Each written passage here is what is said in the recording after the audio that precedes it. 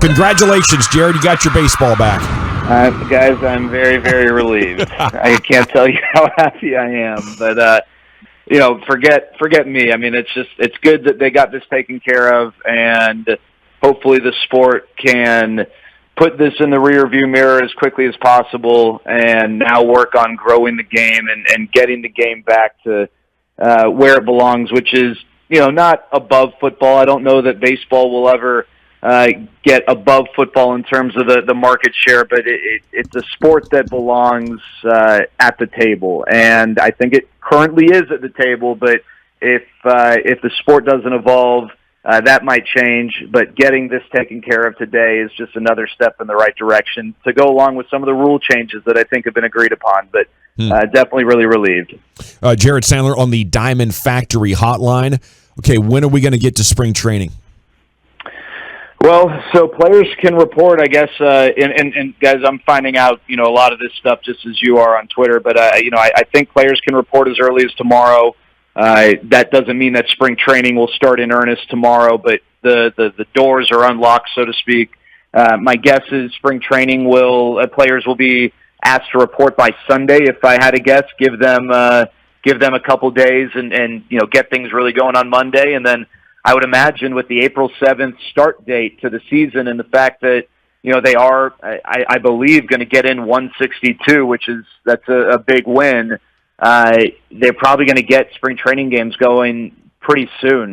Late next week would be my guess, just because they want to try and get as much action in as possible to get these guys ready. So I think this is all going to happen in a hurry. And not just that, guys, once this thing gets ratified, the transaction freeze is over, and so you could see a mad dash of free agency moves. I don't know if it'll start tonight. This could be like an NBA free agency, everyone waiting for the clock to strike midnight, and we might have a lot of action here the next couple of days. With some things agreed to in earnest before they're actually signed.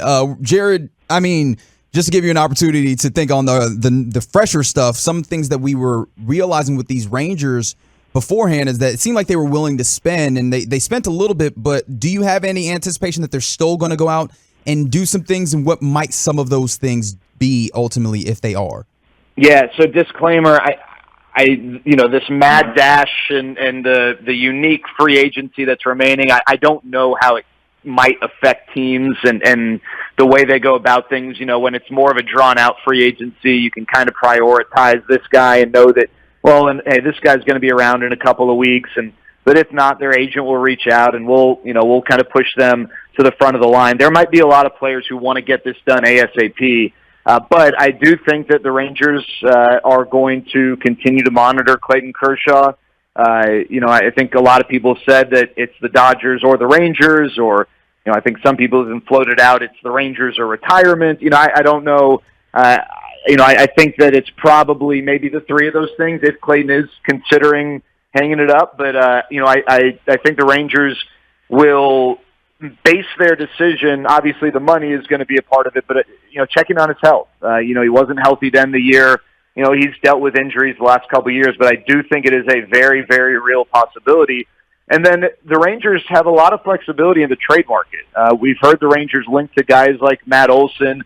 I think that, whether it's going to happen or not, I think that they are legitimate players in that, more than just, hey, Oakland, are you guys interested in trading away Matt Olson? Let us know, TTYL. I think there are legitimate conversations, and the Rangers have the depth in their farm system to compete for guys of that caliber. So I think the Rangers could make another move on the mound. I think, first base is an area that they might want to shore up if they have the opportunity to do so. There's Seiya Suzuki, the Japanese outfielder they were linked to.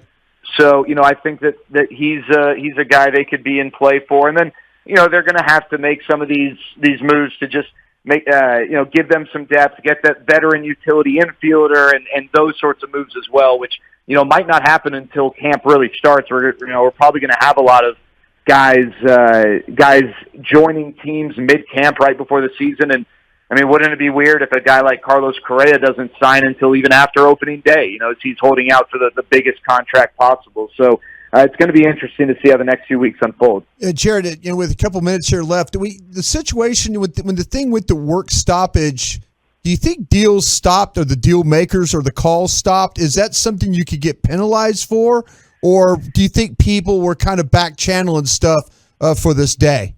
So, yes, you can't. I mean, you could get penalized heavily for that. I asked a few folks prior to the lockout taking effect, like, are there loopholes and ways you can get around that? And the consistent answer I got is, yeah, but we don't know if it's worth the possible penalties if we were to get audited or people were to really check in.